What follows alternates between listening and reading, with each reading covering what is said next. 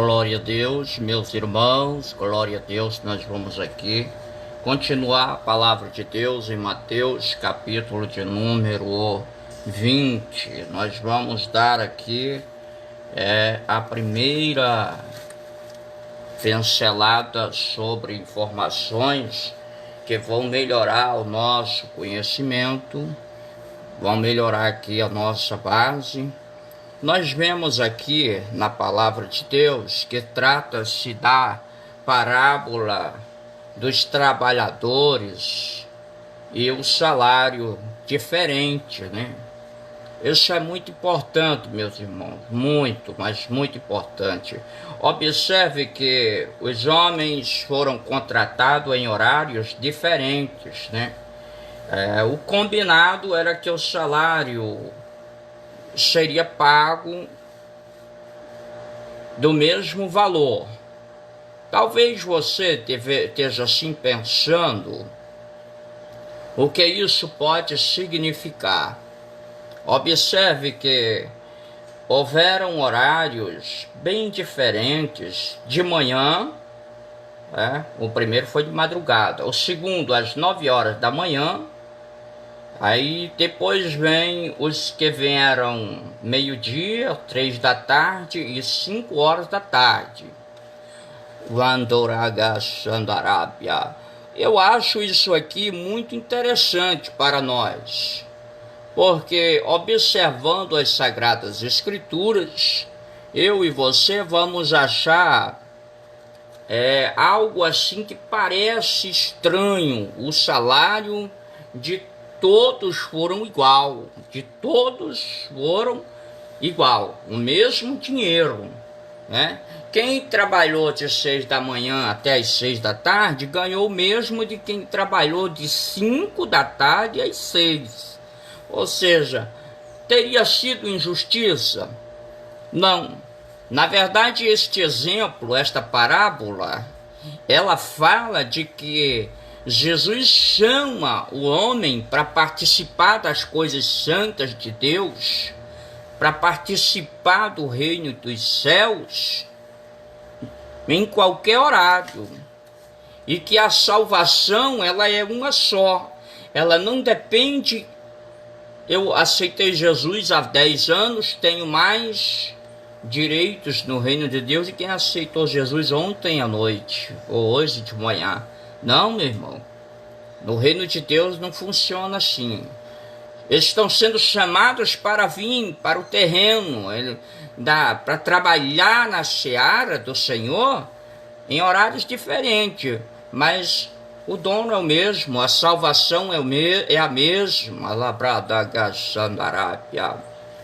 E nós vamos ver também que, além de falar de salvação, fala de recompensa, galardão. Trabalhou, ganhou alguma coisa. Eu não sei, às vezes tem gente que chega na igreja e fica parado, e por isso recebe muito pouco de recompensa, porque tem 20 anos na igreja, mas não ganhou uma alma para Jesus. De repente, aqueles que ficaram lá na praça, eles estavam interessados em trabalhar e conquistar muito para o seu Senhor. E é isso que faz diferença. Deus fala conosco aqui que se você tem o seu chamado, meu irmão, se movimenta, faz alguma coisa, porque independente do horário que você chegou para trabalhar na seara, a recompensa vai ser a mesma, né?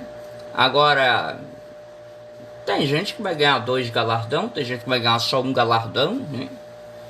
E tem gente que vai ganhar em todo caso, porque tem gente que aceitou Jesus faz 50 anos e vai morar no céu. E tem gente que aceitou Jesus como Salvador, na hora de morrer ali, aceitou Jesus no seu coração, às vezes nem o pastor não fez a oração, foi só ele e Deus ali, na UTI, desligou o aparelho, o homem morreu. Ele vai morar no céu do mesmo jeito, porque não conta a aposentadoria para o céu, 50 anos de serviços, e eu vou ganhar 1 milhão de dólares, 1 milhão de reais, lá de Jesus Cristo. Não é assim, é diferente, né? Nós vamos ver aqui na palavra de Deus que no capítulo 20, versículos 17, Jesus fala novamente da sua morte. Jesus foi preparando os discípulos porque ele sabia que ele iria, partir, ele iria para Jerusalém, e lá ele iria morrer, e desta forma ele estava deixando os seus discípulos preparados para a sua morte, para não serem pegos de surpresa.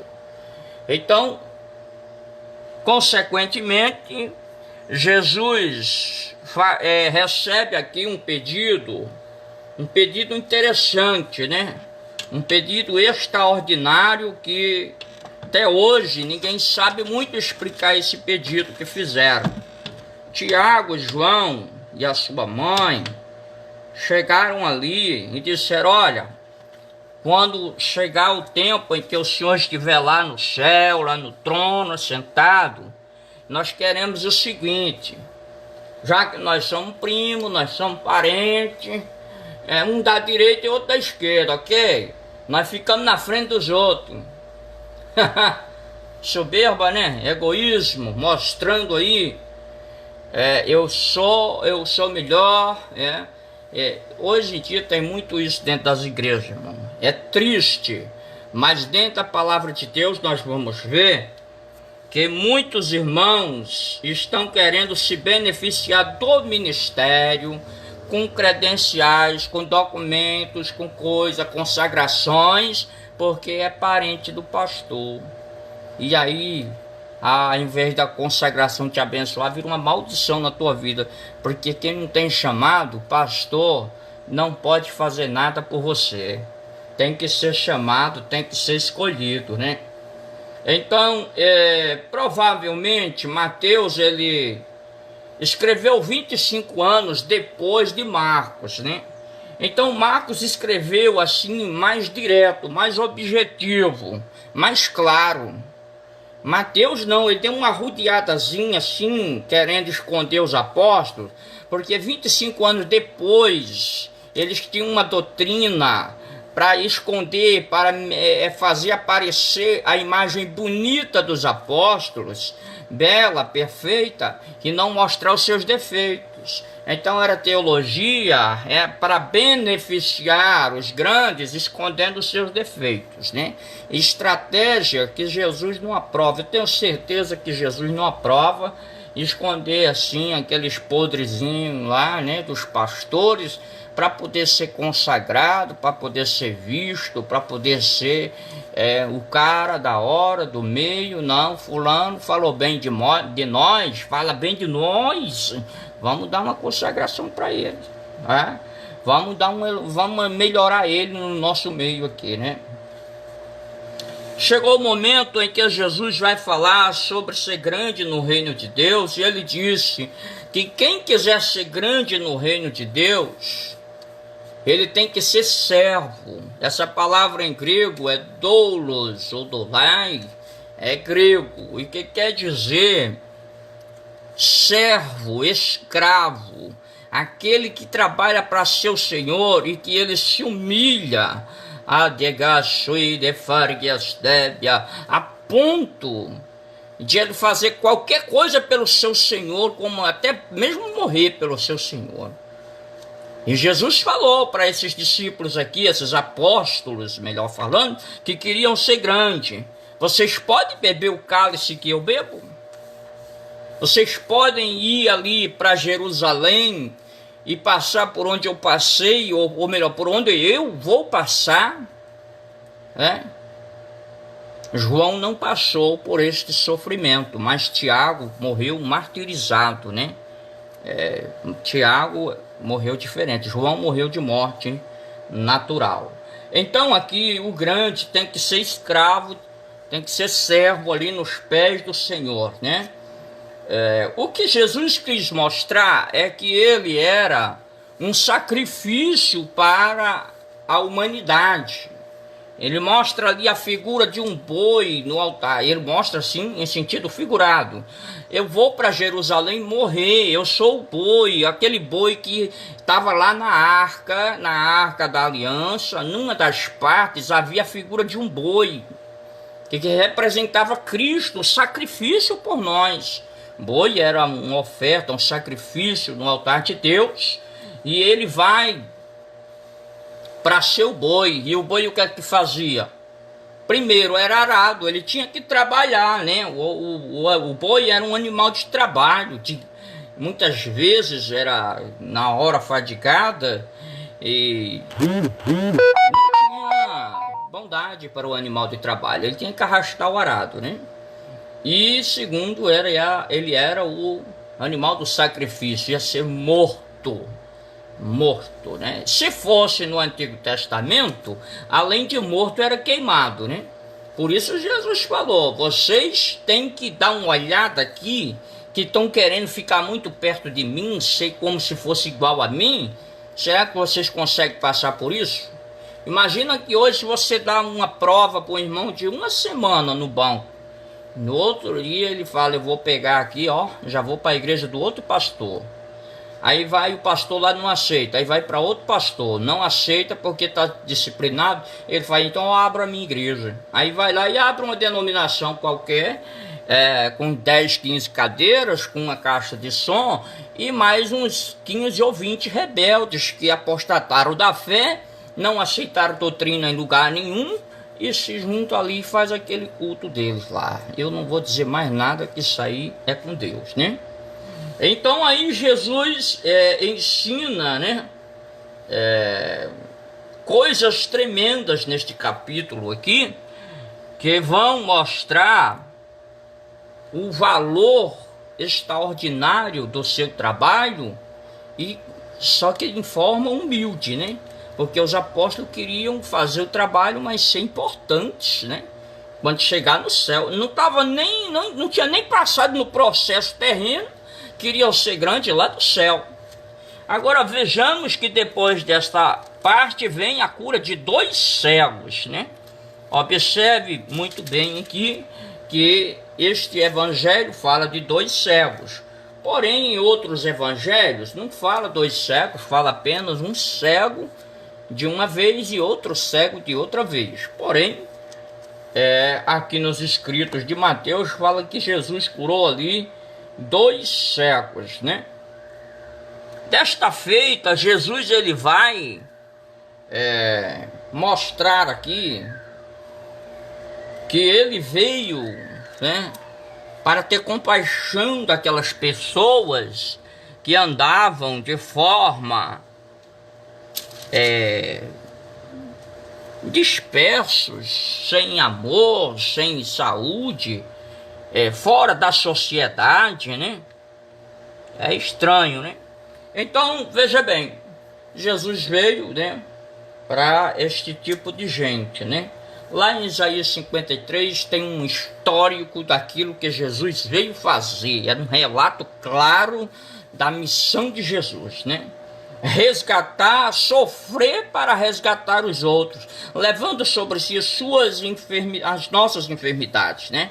Esse resgate aqui de muitos, no versículo 28, fala que Jesus, no grego lutron, né? Quer dizer que era um preço de libertação, né? Preço de libertação de escravos, né? Se dava um valor. Jesus pagou um preço por nós, foi o sangue dele derramado na cruz do Calvário. E Jesus vai ali, cura aqueles 2 homens, uma cura muito simples, porém algo extraordinário, porque eles eram cegos, né? Para a sociedade eles não tinham valor, porque eles não trabalhavam, não produziam alguma coisa que gerasse impostos. Eles eram até um tanto assim amaldiçoados, porque era como se eles estivessem demonstrando que a sua família teria pecado e por isso aquela maldição estava acompanhando eles. Fala-se sobre até a 4ª geração tinha maldição, né? Em alguns casos, né? Mas Jesus, em muitos casos, também disse que ninguém tinha pecado. mas determinadas situações eram para que se manifestasse a glória de Deus. Shomeikaya, a Pradakandácia. Quem sabe hoje você está enfermo aí, está ouvindo essa mensagem, vai assistir esse vídeo, e aí Deus fala com você: essa enfermidade, essa situação que você está passando, não é o fim, não foi culpa de ninguém, de pecado, nem de erro, coisa nenhuma. Deus fala com você que, na verdade, essa sua enfermidade é para a glória de Deus. Chamai de Candaralahas. Rapraia Shebe Perti Alastúbia Andasha. Anderibahas. Jesus se desloca, né? Ele vai passando ali por Betfagé, né? Betfagé, corrigindo, Betfagé, que quer dizer casa de figo, né? Começa ali o relatório dos últimos dias, da última semana ali de Jesus Cristo na sua vida humana, né? E aí ele pediu que pegassem ali um jumento, né? Um jumento que nunca alguém tivesse montado nele, e levaram, esse texto aqui diz o jumento e uma jumenta, né? A jumenta mãe e o jumento novinho, que nunca tinha sido montado, com asas, né? E Jesus Cristo se monta, os discípulos levam, e Jesus monta naquele animal. E aqui é algo interessante, né? Porque todo animal deveria, para ser sagrado, ele nunca poderia ter passado jugo, né? Por exemplo, lá em Deuteronômio fala sobre coisas sagradas, lá em 1 Samuel 6 e 7, né? Fala sobre coisas sagradas, que o carro que levava a arca ali de volta, né? E que para isso não poderia ter passado jugo, né? Sobre aquele animal. Deuteronômio 21 e 3, né? Nós observamos em Números 19 e 2, fala sobre a vaca vermelha, a novilha vermelha, sobre a qual nunca passou jugo, né? E nós vemos assim que Deus se agradava de coisas que nunca teriam sido usadas. Até por isso Jesus escolheu a Virgem Maria, sobre a qual nenhum homem teria lhe possuído. Então, virgem, literalmente, uma mulher que nunca teve vida sexual, e ali a obra do Espírito Santo gerou Cristo, bendito seja Deus. E já era um sinal, né? Porque lá no Antigo Testamento, em Isaías, está escrito, né? Que a virgem, né? Isso será por sinal, que a virgem dará à luz a um filho, né? Então isso faz parte das coisas sagradas, teriam que ser puras, né? Então Jesus vai entrar em Jerusalém montado no animal, naquele animal, né? E para entrar ali em Jerusalém tem algo interessante aqui, porque ele não entrou de qualquer jeito, né?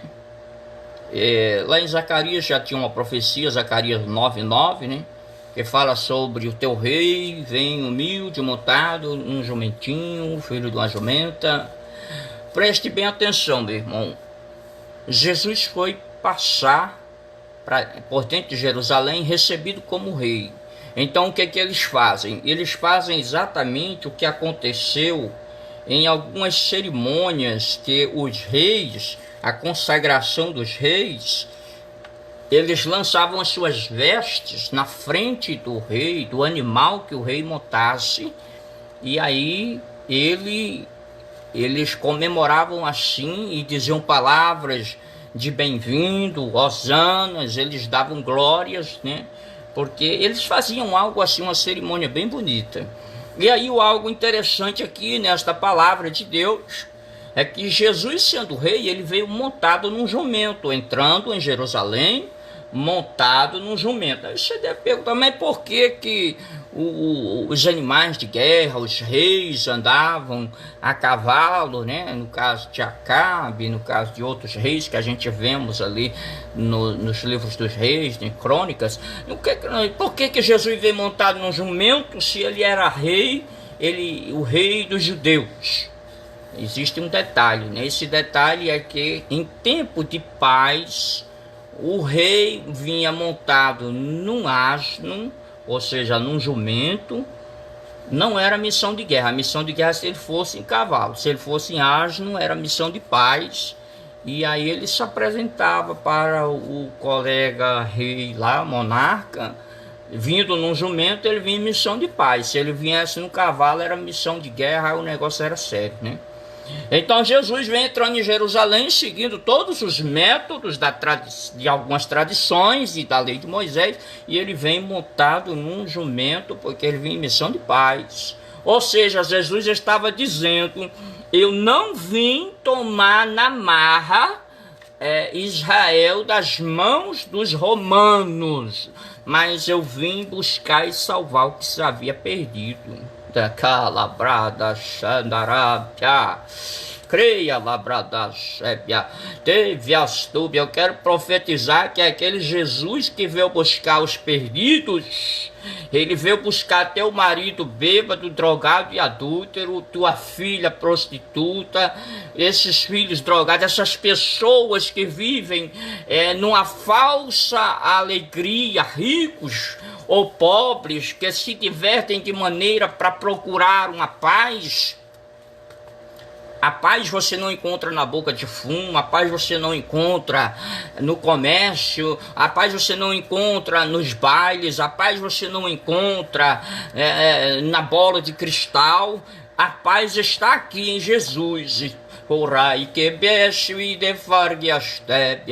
Quando Jesus estava sendo prometido lá em Isaías, disse: e o seu nome é Conselheiro, Deus Forte, Príncipe da Paz, né? Príncipe da Paz, maravilhoso Conselheiro, Deus Forte e Príncipe da Paz. Príncipe da Paz, andarachébia, essa paz que você procura e que você não encontra em nenhum lugar. Jesus disse: deixo-vos a minha paz vos dou. Radachere prato coberraçúbia.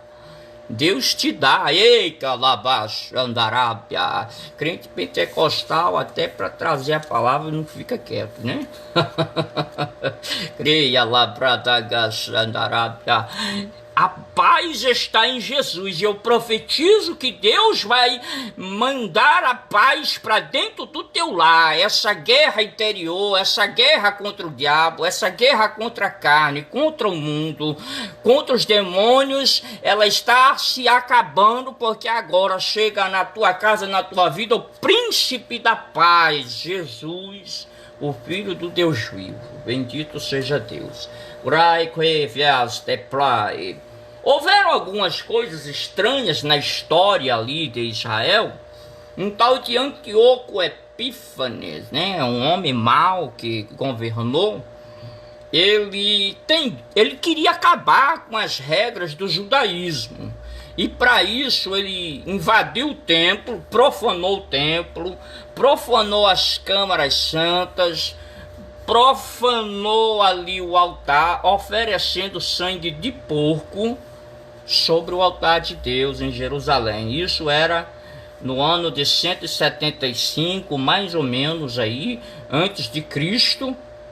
Ele faz essa oferta de um porco. E o porco, lá em Levítico, é por isso que ele profanou, né, o altar de Deus. Lá em Levítico, o porco imundo, e portanto não poderia ir para o altar, não poderia ser consumido pelos judeus. Bendito seja o nome de Jesus. E ele ofereceu esse porco ao Deus dele, né, ao Deus Zeus, né, do Olímpio, né. Ele ofereceu ali e ainda fez as câmaras dos sacerdotes de bordéis públicos, né, de lugar de baixo meretriz, ali público para todo mundo acessar ali livremente, né.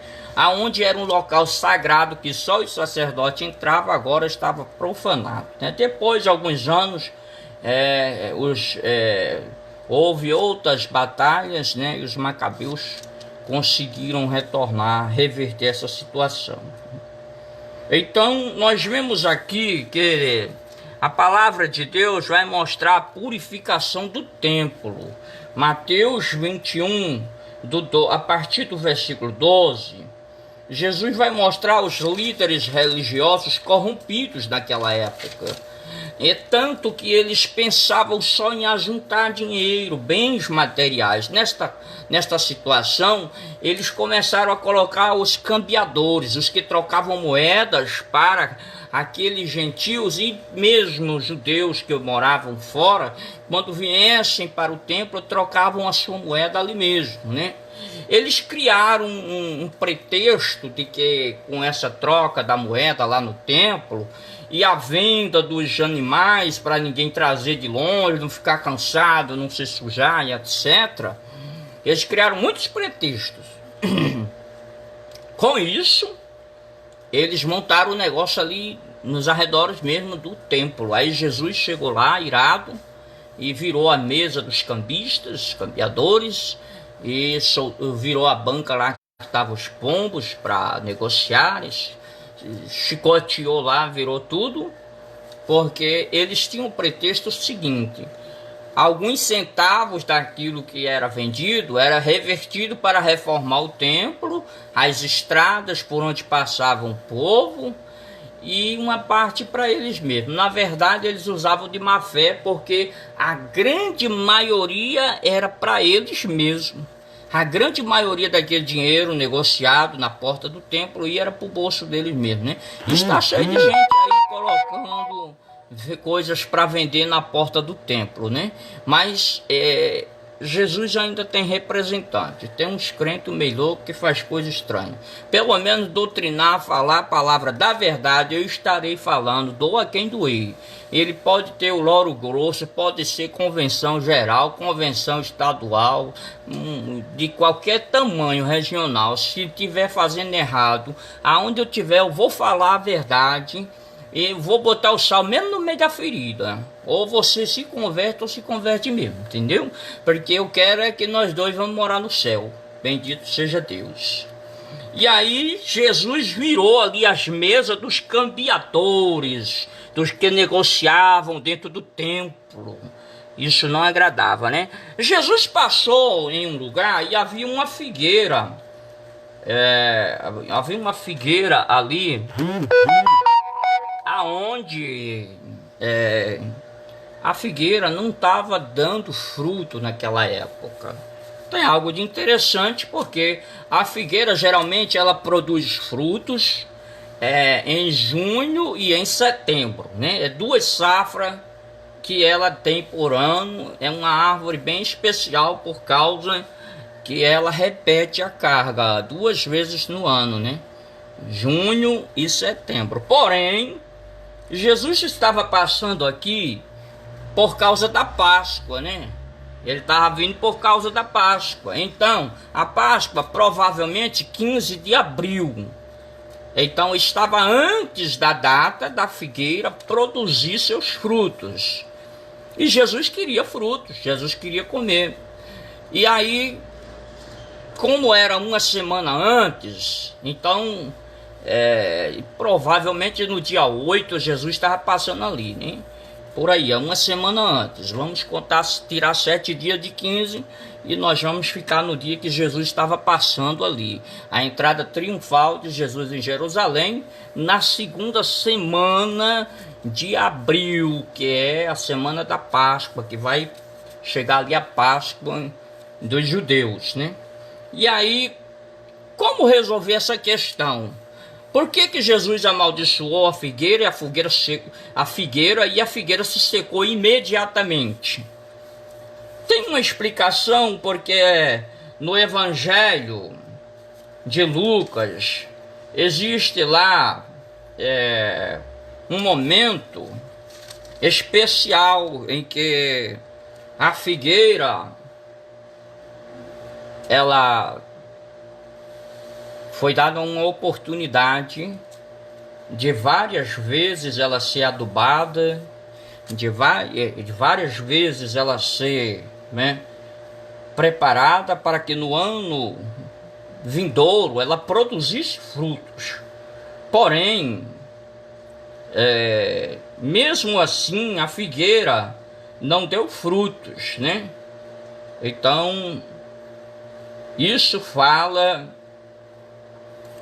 de que Jesus arrancou a figueira, ou melhor, arrancou não, vamos consertar. Jesus colocou ali, amaldiçoou aquela figueira e ela morreu imediatamente, porque não era a primeira vez, nem era o primeiro ano que ela negava produção.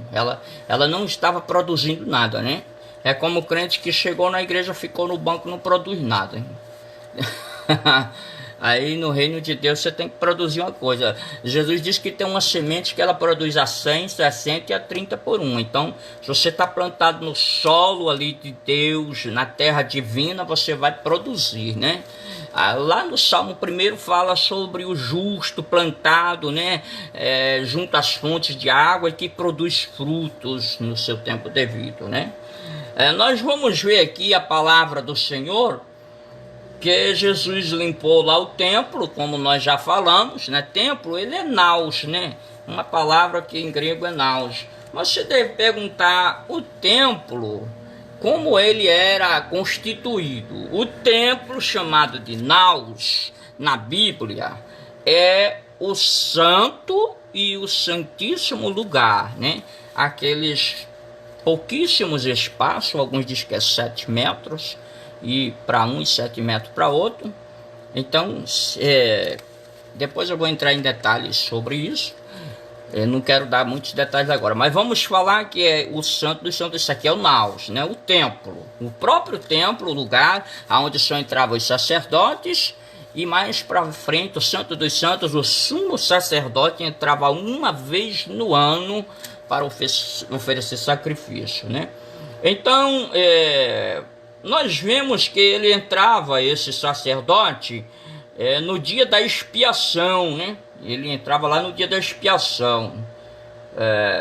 Provavelmente aí no mês de Nissan, né? No calendário israelita, o 7º mês, que refere-se aqui a... É como se fosse aqui o mês 26 de abril, né? E ali seria o dia da expiação, os 5 de março, aproximadamente 5 de março, né? Quer dizer, o dia da expiação, aonde se juntava um povo para cultuar ali e fazer a sua expiação dos seus pecados. O templo, ele era dividido em pátio dos gentios, onde não podia passar dali, porque se passasse dali morreria. Ele tinha o pátio das mulheres, né? Onde dava acesso pela porta chamada Formosa. O pátio dos israelitas, né? Que se entra pela porta de Nicanor. Era uma porta grande de bronze de Corinto. Eram 20 homens para abrir e fechar essa porta. Era muito pesado, uma grande porta, né? Para ter acesso ali, o lugar do culto, aonde, né, os israelitas se reuniam. Por isso Jesus disse: eu sou a porta, né? E com Jesus não existe peso, não precisa de 20 homens para te ajudar. Jesus sozinho resolve o seu caso, né? A palavra de Deus mostra essas divisões aí, né? O pátio dos sacerdotes, que era o último lugar do templo, onde só podia entrar só os sacerdotes, ninguém mais entrava nesse pátio, só sacerdote, mais ninguém. Ali estava o grande altar das ofertas, né? O altar do incenso, o candelabro de 7 braços, a mesa do pão da propiciação e a bacia de bronze. E depois dela, atrás delas, né, a grande naus, o templo, o santo e o Santo dos Santos, né? E estes itens faz parte do que se chama templo, né? Ou seja, o grande conteúdo é chamado de hieron em grego, né? Tudo isso faz parte. Mas o lugar santo e santíssimo é chamado de naos, né? Templo, literalmente o lugar sagrado, aonde havia a manifestação de Deus no Santo dos Santos sobre a arca entre os querubins. Nós vamos ver aqui que houveram o falso imposto, que já falei, né? A retirada do cobum, era um imposto cobrado de 4 centavos dos gentios, que era o dobro dos israelitas, para fazer a expiação ali. É algo bem interessante. Os gentios pagavam o dobro, né? Era meio ciclo para os israelitas, no imposto do templo. Os gentios pagavam o dobro, meio mais meio, né? Então, e assim, eles, naquele dia, eles iam lá fazer o seu ritual de purificação, que nós vamos entrar em detalhes depois, estudando o Antigo Testamento. Nós vemos aqui em Mateus 15:17, as crianças novamente são abençoadas pelo Senhor Jesus, né?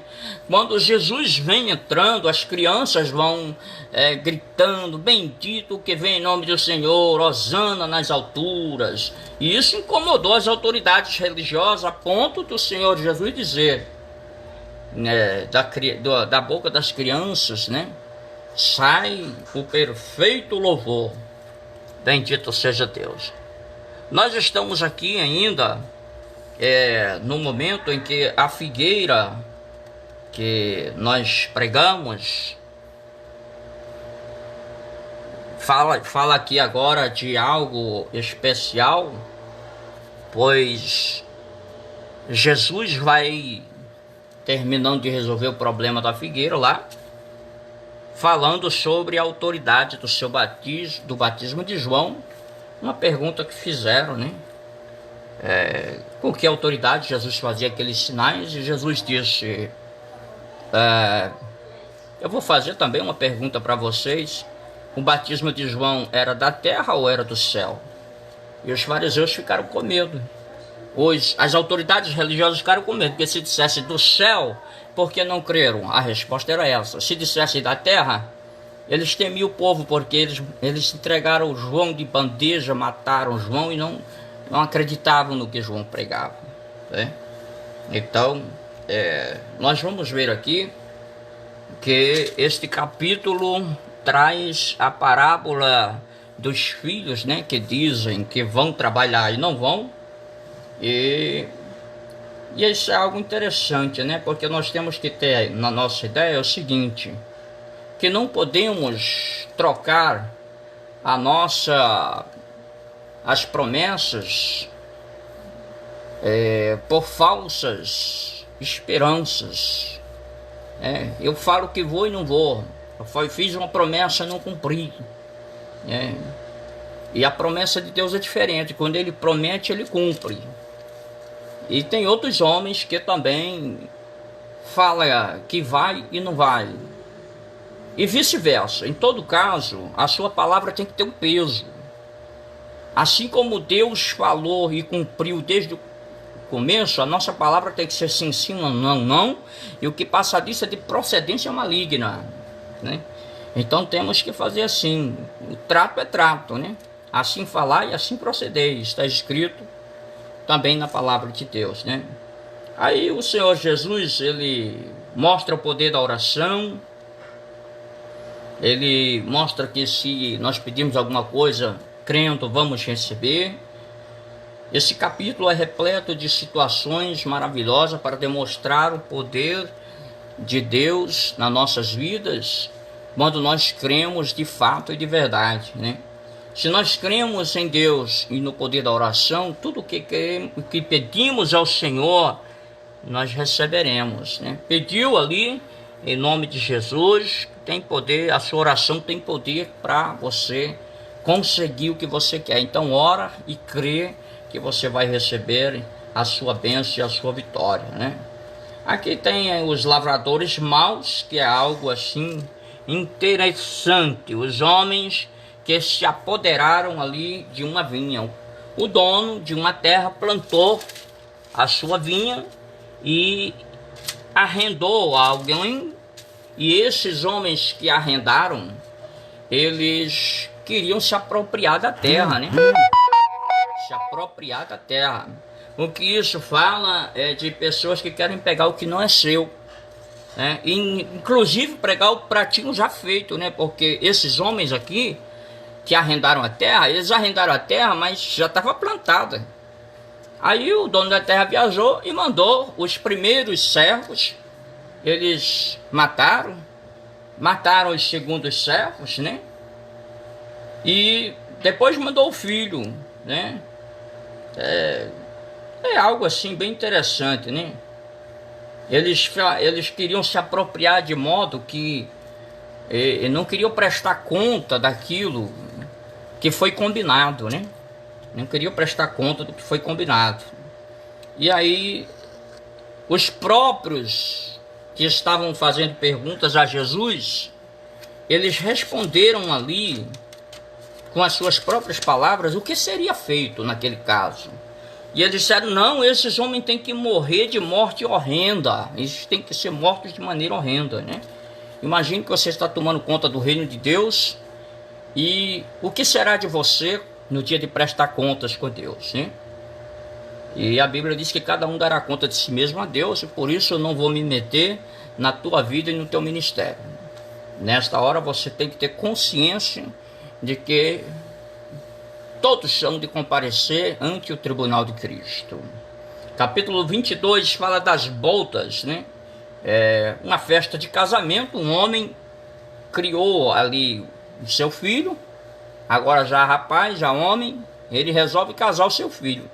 Ele mandou chamar as pessoas importantes que ele julgava serem amigos importantes, pessoas tão importantes que eles tinham negócios, né? Na leitura do capítulo 22 diz que eles tinham campo. Eles disseram, não, eu vou para o campo, outro eu vou resolver alguns negócios, né? E outros que receberam os servos com recado até maltrataram eles, né? E mataram alguns. E agora quem chegou de volta com o recado, chega de volta dizendo ali, olha, a mensagem é a seguinte: não tem ninguém para vir para o casamento. E o que é que nós vamos fazer agora? Rejeitar as bodas é como rejeitar a graça de Deus. Está escrito, né? Veja que o filho desse homem aqui, ele é o filho de alguém muito importante. Diz assim que um rei celebrou as bodas do seu filho. Representa Deus e o Jesus Cristo. E as bodas, a igreja, era para ser Israel a noiva, mas Israel rejeitou. Então passou para ser a igreja. Nós vamos entender essa parábola, porque diz lá em João, veio para o que era seu, mas os seus não receberam. Mas a todos quanto receberam, deu-lhes o poder de serem feitos filhos de Deus. Aí está. Israel rejeitou a Jesus e agora os gentios receberam Jesus como Salvador. Agora a noiva é outra. E aí, o que é que acontece? O homem foi da seguinte maneira: manda buscar qualquer um que tiver nas esquinas por aí, manda chamar qualquer homem por aí. Aí chamou. Aí veio todo mundo, né? Veio todo mundo que estava nas esquinas. Vem cá, porque vai ser festa, casamento, comes e bebe, música, alegria, dança. Vamos lá, vai todo mundo.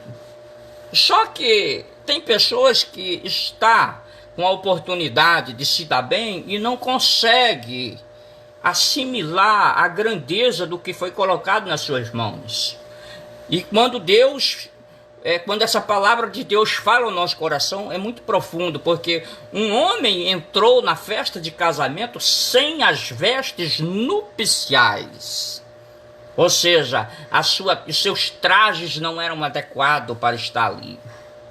E agora, meu irmão, algo aqui muito profundo, porque lá no Apocalipse, o Senhor Jesus disse que você tem que comprar vestiduras brancas. Para que? Para que te vistas, cubra e não apareça aí a vergonha da sua nudez. Então essas vestiduras brancas representam santidade, representam pureza. Então, meu irmão, minha irmã, vê se você está com a vestidura branca. Se não tiver, ainda dá tempo. Embranquece ela com o sangue de Jesus. Lava ela no sangue de Jesus. Porque ainda que ela seja como escarlata, que ela seja avermelhada, as tuas vestes lavadas do sangue de Jesus ficarão brancas como a neve, brancas como a lã. Então lava tuas vestiduras espirituais no sangue de Jesus Cristo. Bendito seja Deus. Aqui nós vamos ver que os homens fizeram uma questão aqui para ver se pegava Jesus em alguma palavra, se era digno de pagar ali a César o imposto, né? Já que eles eram israelitas, já que Jesus queria ser rei dos judeus, era uma pegadinha ali, né? Vieram ali aqueles homens para fazer essa pergunta aqui. Quem foi que veio? Os discípulos dos fariseus e os herodianos.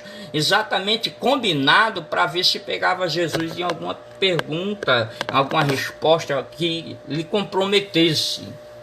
Então Jesus disse, me dá aí uma moeda. E pegaram uma moeda e levaram e disseram, de quem é essa cara, de quem é essa imagem na moeda? E era a imagem de César. É de César, é César, então dai a César o que é de César e a Deus o que é de Deus. Então nós cristãos temos que pagar os impostos necessários da nossa nação e também devemos levar o dízimo, ofertas, votos, recursos para manutenção da obra do Senhor, porque tem muito obreiro ainda, homem de Deus, de caráter, que faz a obra de Deus honestamente, que vive da obra do Senhor e é digno do seu salário. Então dá a César o que é de César, pague seus impostos, não sonegue impostos, e depois você também tem que levar o seu dízimo e a sua oferta. São esses dois ensinamentos que nós temos aqui, que o próprio Jesus nos deu. Bendito seja o nome do Senhor. Depois eles vieram aqui com uma questão que se chama a questão da ressurreição, né? Os saduceus, eles não acreditavam na ressurreição. Os fariseus, eles acreditavam, né? Só que eles ficavam perguntando, o homem vai ressuscitar vestido ou nu, né? Eles ficavam enganchados nesse ponto aí. Era o único ponto enganchado na ressurreição deles. Mas os saduceus, eles não acreditavam na ressurreição. Então eles pegaram ali o levirato. O levirato é uma passagem bíblica que comprova que um homem morrendo, aí o seu irmão iria casar com a sua viúva. Mas como assim? Ele só casa se ele não tivesse filho, né? Chama-se levirato.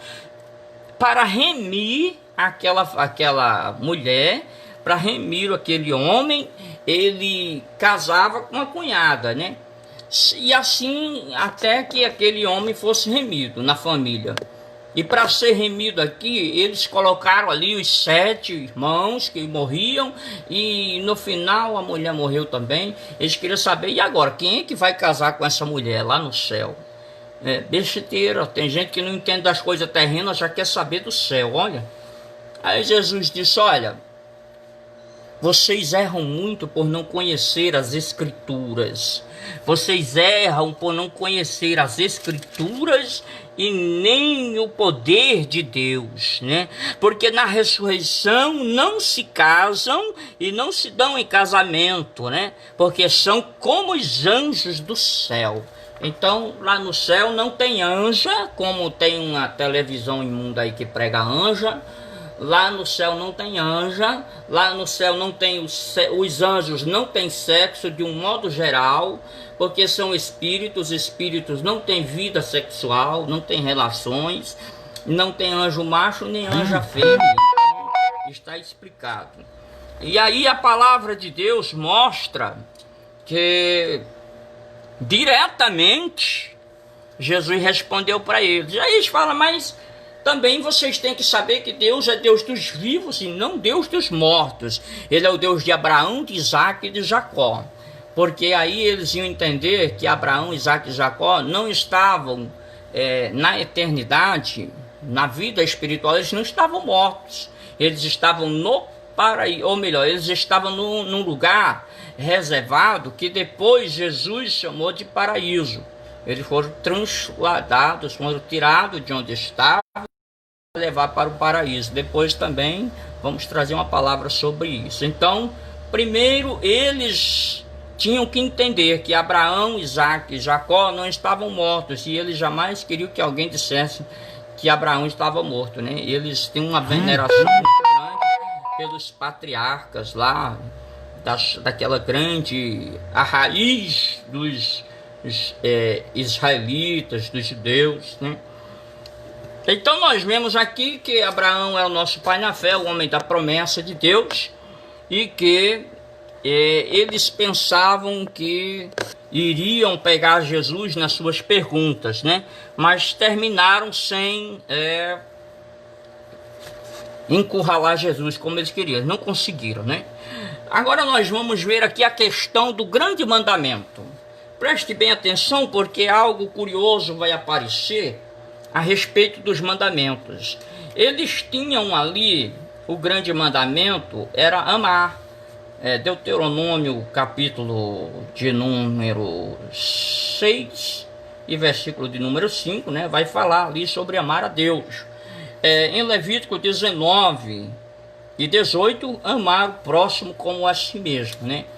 Eles tinham lá 248 preceitos afirmativos, né? O número dos membros do corpo, do vosso corpo, né? Segundo eles tinham 365 negativos, né? E segundo os dias de um ano, e a soma de tudo dava ali 613 números. Esses 613, que é o número das letras do decágono, né? Mas eles ficavam questionando qual seria o maior, o mais respeitável dos mandamentos, qual era a prioridade. E isso não fazia diferença nenhuma, porque se o homem cumprisse 612 desses mandamentos e tropeçasse em um, que era 603, se ele tropeçasse em um, ele já era réu de toda a lei. Então aqui está a palavra do Senhor, que mostra que é preciso cumprir toda a lei. Não basta a gente conhecer só um pouquinho dela e deixar o resto para lá. A lei tem que ser a palavra de Deus, né? Como diz aqui no próximo assunto, Cristo, filho de Davi, né, que Jesus perguntou assim para eles algo interessante. Que pensais vós do Cristo? De quem é filho? Responderam, de Davi.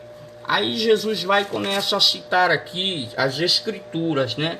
Jesus vai citar aqui no livro dos Salmos que Davi lhe chamou o Messias de Senhor, né? E por isso, no Salmo 110, versículo de número 1, Jesus disse que não era correto ele chamar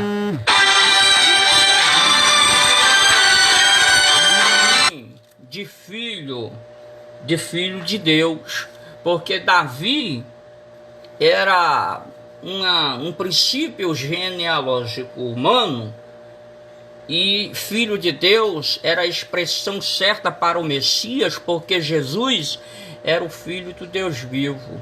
Agora veja, porque lá em Isaías diz: um menino nos nasceu, um filho se nos deu, né?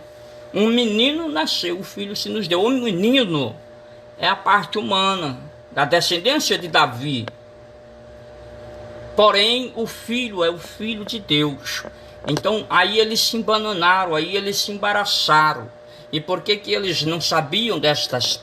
Eles sabiam, mas eles interessava a ele.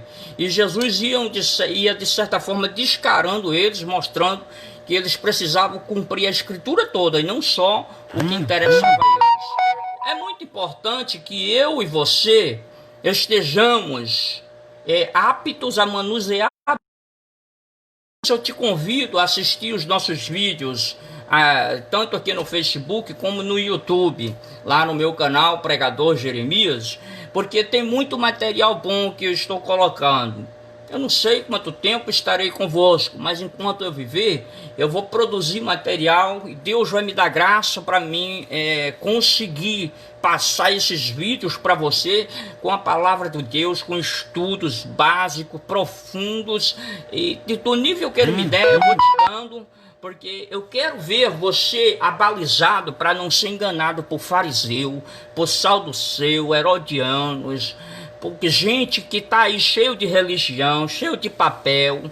Não tinha ninguém que tivesse mais rolo do que os fariseus. Eles tinham a Bíblia toda. É como hoje você vê pastor cheio de livros, cheio de papéis, cheio de cartas, cheio de documentos, e não passa a verdade para você. Ele só prega o que interessa a ele. Ele só prega o que interessa a ele, né? Inclusive eu quero... Porque na campanha eleitoral, uma vez, lá onde eu morava, colocaram um versículo bíblico. Um a outro ajudou, e ao próximo disse: esforça-te. O que é que os infelizes fizeram com a Bíblia Sagrada? Usaram para fins políticos, dizendo: não, os membros da igreja têm que ajudar o candidato. E esforço, queria dizer, vocês trabalhem se quiser ganhar alguma coisa. Quiser dinheiro, quiser prótese, quiser óculos, quiser isso e aquilo, vai trabalhar, esforça-te. Ou seja, maliciosos, além de pegar o seu dízimo e a sua oferta, elegem candidatos a algum cargo político aí, e depois diz que você não tem direito a querer nem a pegar nada com eles, tá? Tudo bandidagem. Eu falo bem grosso assim, e eu não vou me esconder não. Pode ser a convenção A, B, C ou D, qualquer um que seja. Se converta e pregue a verdade. O que você estudou foi a palavra de Deus, não foi um livro criminoso, viu? Se você prega a Bíblia Sagrada de Gênesis e Apocalipse, ajude ao seu irmão, viu? Abençoe ele, a ovelha que está precisando de tirar os carrapichos, de curar as feridas, que está com a perninha quebrada, que se desgarrou, vá fazer a sua parte, viu, pastor? Seja grande, seja pequeno, de qualquer tamanho que você for. O tamanho que você for, vai lá em Jesus e faz o teu papel de pastor, em nome de Jesus. Não seja mercenário, não seja enganador e não abandone o rebanho do jeito que vocês estão fazendo por aí. Próximos estudos nós estaremos, em nome de Jesus, ainda Mateus capítulo, Evangelho aqui, esse livro, Mateus, capítulo de número 23, a seguir. No próximo vídeo nós estaremos juntos em nome de Jesus. Amém.